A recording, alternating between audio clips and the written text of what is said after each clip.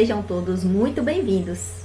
Eu sou Carol Moraes e está começando mais um Conhecimento é Saúde. Buscando sempre o acolhimento com classificação de risco e resolutividade, o tema de hoje tem como finalidade articular e integrar todos os equipamentos de saúde com o objetivo de ampliar e qualificar o acesso humanizado e integral aos usuários em situação de urgência e emergência nos serviços de saúde de forma ágil e pontual. Conheceremos hoje como funciona um dos mais importantes componentes que integra a rede de urgência e emergência no Brasil. Para isso, contamos com a presença de profissionais altamente capacitados a nos explicar como o SUS opera com essa rede tão importante para a população e tão necessária para as comunidades no Brasil. A enfermeira Milene, ela vai nos contar um pouco sobre a atenção primária. Milene, nos conta um pouco sobre a relação entre a atenção primária, as UBSs e a rede de atenção às urgências e emergência. Olá, Carol, sou Milene Santos, gerente de atenção primária da UBS da Boca da Mata, e é um prazer estar aqui no seu programa para podermos tirarmos algumas dúvidas sobre as unidades básicas de saúde. A atenção básica à saúde é a principal porta de entrada e centro articulador dos usuários ao Sistema Único de Saúde, o SUS. As UBSs, Unidades Básicas de Saúde, geralmente são instaladas perto onde as pessoas moram, trabalham, estudam e vivem, com o objetivo de desempenhar um papel importante, dando à população uma saúde de qualidade. Olha, nas UBS geralmente são oferecidos atendimentos básicos e gratuitos em pediatria, ginecologia, clínica geral, odontologia e enfermagem. Geralmente nessas unidades, os serviços disponibilizados são injeções, medicamentos, curativos, inalações e tratamento odontológico. Ok, muito bom, muito obrigada. A enfermeira Milene aí pela participação e pela colaboração dela com o nosso programa. Agora nós vamos falar com a enfermeira Lilian. Ela vai nos explicar qual o objetivo e como funciona a promoção e prevenção no âmbito do SUS, que casa com a atenção domiciliar. Como é gerido esses dois componentes na rede de atenção às urgências e emergência? Fala pra gente, Lília. Oi, gente, eu gostaria de agradecer pelo convite, por participar do programa Conhecimento é Saúde. Obrigada, Carol. Meu nome é Lilian Barreto, eu sou enfermeira e gerente das unidades de saúde. E respondendo, a pergunta de Carol sobre qual o significado de promoção e prevenção à saúde, prevenção à saúde é algo que vem antes. É impedir algo que aconteça. Tem uma ação assim preventiva mesmo, no sentido de que deve haver um conhecimento da história natural com a finalidade de diminuir os casos de incidência e prevalência na população. Tem o objetivo também de controlar as doenças transmissíveis e reduzir os riscos de doenças degenerativas na população. A prevenção, prevenção e educação à saúde, eles estruturam-se mediante a divulgação de informações, de recomendações normativas, de mudança de hábito. Já a promoção em saúde significa gerar, originar, fomentar, e ela tem um significado muito mais amplo que a prevenção, porque a promoção à saúde ela não se define a uma doença, a uma desordem. Ela é mais para aumentar a saúde, do indivíduo e aumentar, o bem-estar em geral dele. Já as estratégias de promoção, ela tem a finalidade de trazer, uma qualidade de vida e uma qualidade também no trabalho, dos pacientes, já que o trabalho também pode causar doenças ocupacionais. Respondendo, aqui a pergunta sobre o que é atenção domiciliar. nada mais é do que a atenção à saúde, né, que pode ser tanto substitutiva quanto complementar às que já existem, né? Suas ações são de prevenção, tratamento, promoção à saúde, reabilitação domiciliar, no caso que é o home care. E quais seriam, né, os objetivos dessa atenção domiciliar? Primeiramente, iria reorganizar a equipe multidisciplinar, né, tanto ambulatorial quanto de urgência e emergência. Iria trazer também uma atenção mais humanizada para esse paciente, porque ele seria tratado dentro de casa. Então, se ele é um paciente que convive com algum familiar, com familiares, ele teria a oportunidade de ver essas pessoas com mais frequência. E isso muda, né? Muda o tratamento, porque o psicológico influencia muito no físico, né? A gente sabe disso.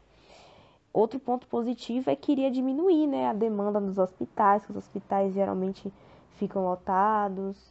Se for um caso também de um paciente que já estava internado lá, isso diminui, né, o tempo dele de permanência no hospital, porque no caso ele seria transferido para casa. Então, isso muda muita coisa, né?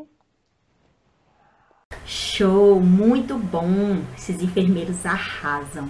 Lília, muito obrigada pela sua participação.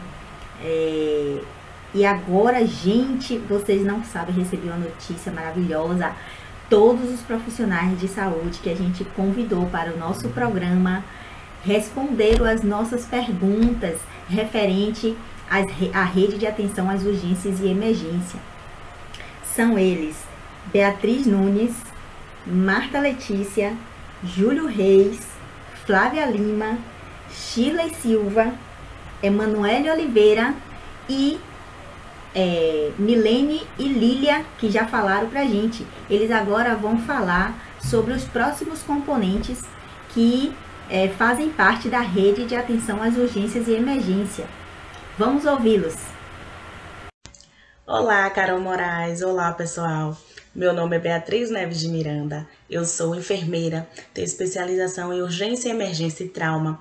Trabalho como diretora-geral aqui na UPA da Paralela. Primeiramente, gostaria de agradecer o convite do programa Saúde é Vida, né, que nos deu essa oportunidade de tirar algumas dúvidas sobre a unidade de pronto atendimento, que faz parte da rede de atenção à urgência e emergência. Então, Carol, são estruturas de complexidade intermediária. Entre elas, nós temos a unidade de saúde da família e as redes hospitalares, todas elas funcionando 24 horas por dia.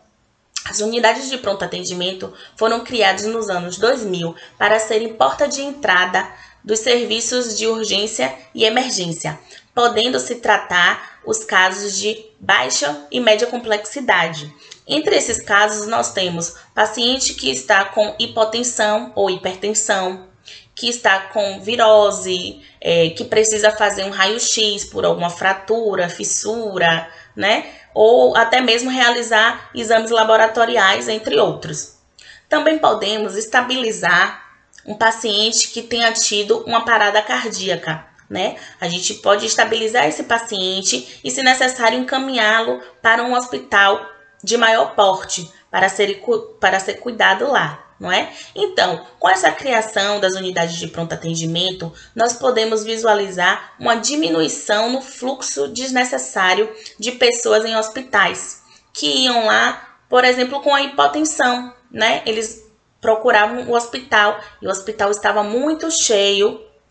Então, às vezes o paciente até desistia, né, ia para casa. Então, com essa criação, foi muito bem-vinda, porque nós atendendo complexidade de baixo e médio porte, esse paciente pode ir tranquilamente até uma UPA quando tiver uma hipotensão ou hipertensão, por exemplo. O incentivo financeiro, Carol, vem do FNC, que significa Fundos Nacional de Saúde, e ele é solicitado pelo gestor de saúde federal, estadual ou municipal.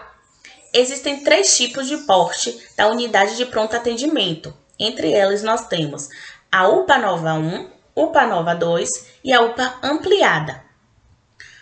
Para que o gestor possa solicitar uma dessas categorias, o que a gente precisa, primeiramente, é ter a quantidade necessária de pessoas, né, que habitam nesse município.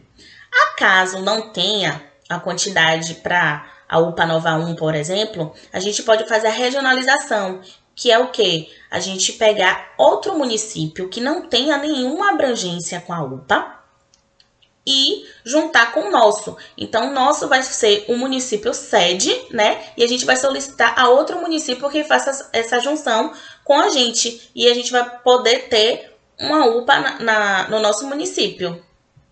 Olá, pessoal. Muito obrigado, Carla, pelo convite.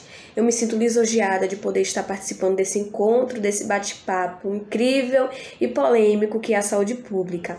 Eu me chamo Marta Letícia, eu sou enfermeira e coordenadora geral da Força Nacional SUS.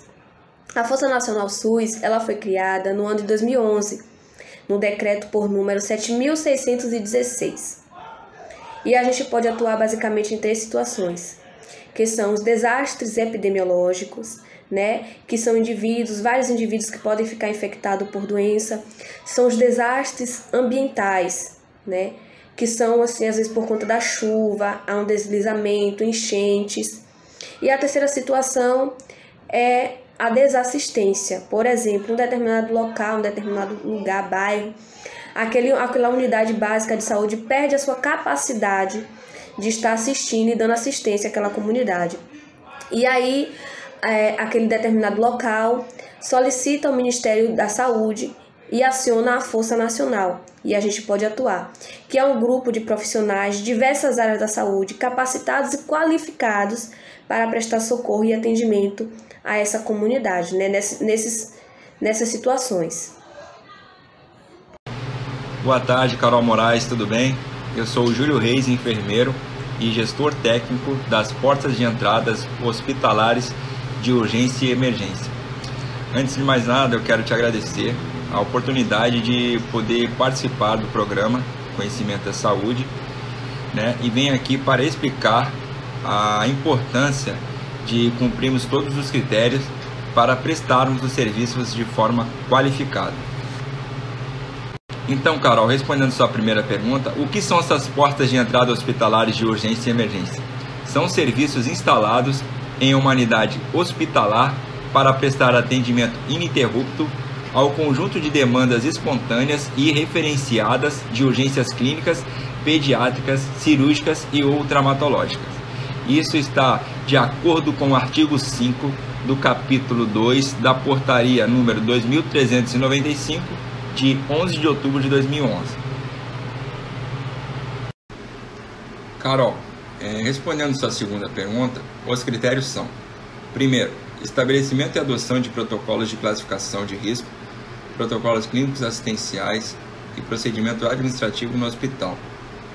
Segundo critério, implantação de processos de acolhimento com classificação de risco, identificando pacientes segundo grau de sofrimento ou de agravos à saúde e de risco de morte, priorizando sempre aqueles que necessitem de tratamento imediato. Terceiro, articulação com o SAMU, com as unidades de pronto atendimento, as UPAs e outros serviços da rede de atenção à saúde. Quarto, submissão da porta de entrada hospitalar de urgência, a qual caberá coordenar os fluxos coerentes e efetivos de referência e contra-referência. Quinto critério, equipe multiprofissional compatível com o porte da porta de entrada hospitalar de urgência, importantíssimo. Sexto, organização do trabalho das equipes multiprofissionais de forma horizontal, em regime conhecido como diarista, utilizando-se prontuário único compartilhado por toda a equipe. Sétimo, implantação de mecanismo de gestão da clínica, visando a qualificação do cuidado, eficiência de leitos, reorganização dos fluxos e processos de trabalho e implantação da equipe de referência para responsabilização e acompanhamento dos casos. Oitavo critério, garantia de retaguarda às urgências atendidas pelos outros pontos de atenção de menor complexidade. Nono, garantia de desenvolvimento de atividade de educação permanente para as equipes por iniciativa própria ou por meio de cooperação. E décimo, realização do contra-referenciamento responsável dos usuários para os serviços da rede, fornecendo relatório adequado de forma a garantir a continuidade do cuidado pela equipe da atenção básica ou de referência. Então, Carol, espero ter esclarecido. Olá, Carol! Muito obrigada por me receber aqui no programa. Me chamo Flávia, sou enfermeira do Hospital da Cidade e vim aqui hoje falar para vocês um pouco sobre as linhas de cuidado aos pacientes com suspeita de infarto do miocárdio, AVC e trauma. No que diz respeito às linhas de cuidado para doenças cardiovasculares, é um fato que são as principais causas de incapacidade e morte no mundo e no Brasil. A evolução da tecnologia na medicina ao longo dos anos é marcante, tanto para os profissionais quanto para os pacientes. A todo momento surgem novidades na saúde que qualificam as ações de prevenção, diagnóstico e tratamento de doenças. Esse impacto de tecnologias na melhoria da saúde não é de agora. Ferramentas e dispositivos têm contribuído bastante para os prognósticos mais positivos há muitos séculos, como por exemplo o eletrocardiograma, que é um exame básico e inicial para avaliação da saúde cardiovascular e que aponta algumas anormalidades cardíacas.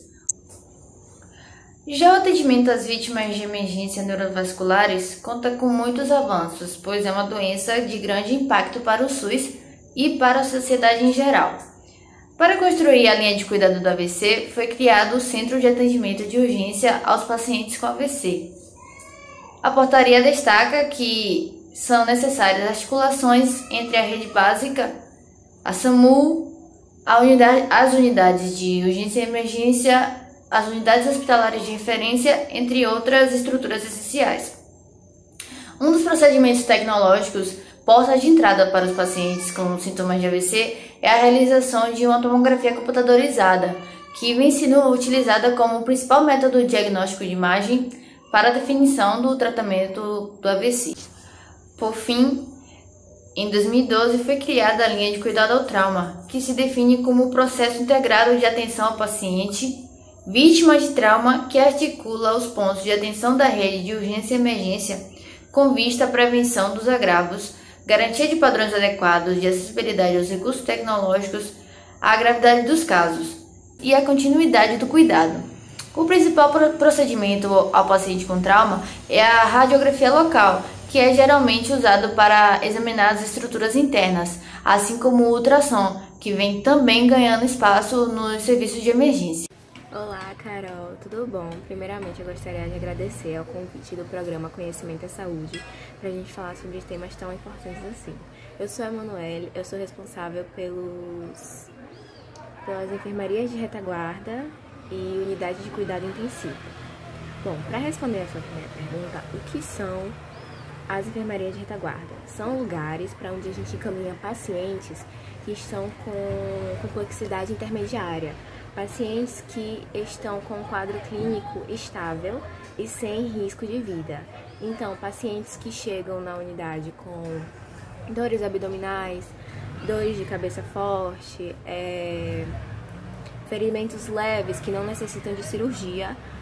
As unidades de cuidado intensivo são unidades onde ocorre o cuidado crítico de pacientes que já estão e que chegam ao hospital em condições severas, condições onde há um risco iminente de morte e são em geral casos mais graves. Acidentes automobilísticos, acidentes com arma de fogo, acidentes com armas brancas, pessoas com doenças graves como câncer ou tumores, entre outros. As indicações para o cuidado intensivo são muitas. Algumas que a gente pode citar são acidentes principais que causaram ferimentos ou perda maciça de sangue tanto no cérebro quanto em órgãos vitais, overdose ou envenenamento por drogas, alergias severas, choques anafiláticos, entre vários outros. Olá, Carol Moraes. Olá, pessoal. Meu nome é Shirley Silva. Sou enfermeira pós-graduada em urgência e emergência, coordenadora da equipe de enfermagem no Serviço de Atendimento Móvel de Urgência e quero agradecer ao programa Conhecimento é Saúde por ter me convidado para sanar algumas dúvidas sobre o nosso Serviço de Atendimento Móvel de Urgência e as centrais de regulação médica de urgência. São 3 etapas: a recepção do chamado, a abordagem do caso e a decisão e acompanhamento. Na recepção do chamado, os chamados são recebidos pelo número de emergência, que é 192, e aí o radiooperador ou auxiliar de regulação eles vai colher os dados básicos daquele solicitante, como o nome da vítima, idade, local, e ele vai passar para o médico regulador que vai fazer a abordagem do caso num pequeno período de tempo de 30 a 60 segundos. O médico regulador ele questionará aquele solicitante e fará algumas perguntas específicas. Daí o médico regulador ele vai decidir, de acordo com as informações colhidas, o tipo de ajuda que ele irá enviar, ou apenas orientar o solicitante. No caso de envio de uma viatura no local do chamado, ele irá acompanhar, geralmente via rádio, os primeiros socorros, e de lá ele vai regular aquela vítima para um hospital de referência ou para uma UPA. Então, a regulação médica das urgências é um sistema de acolhimento de solicitações de ajuda, composto por profissionais telefonistas, auxiliares de regulação médica e radiooperadores. São profissionais capacitados em regulação dos chamados telefônicos que demandem orientações ou atendimento de urgência. Tem um médico também para triar, distribuir e monitorar o socorro de forma efetiva, de acordo com o interrogatório que é feito aos solicitantes de serviço, classificando e priorizando as necessidades da assistência de urgência, além de ordenar o fluxo efetivo das referências e contrarreferências dentro da rede de atenção à saúde. É um serviço de atendimento móvel de urgência gratuito que funciona 24 horas por dia, por meio de orientação e envio de veículos, composto pela equipe com médico, enfermeiro, técnico, condutor de ambulância, que tem como objetivo chegar precocemente naquela vítima, após ter ocorrido alguma situação de urgência, emergência, de natureza clínica, cirúrgica, obstétrica, dentre outras, que possa levar ao sofrimento ou até mesmo à morte daquela vítima.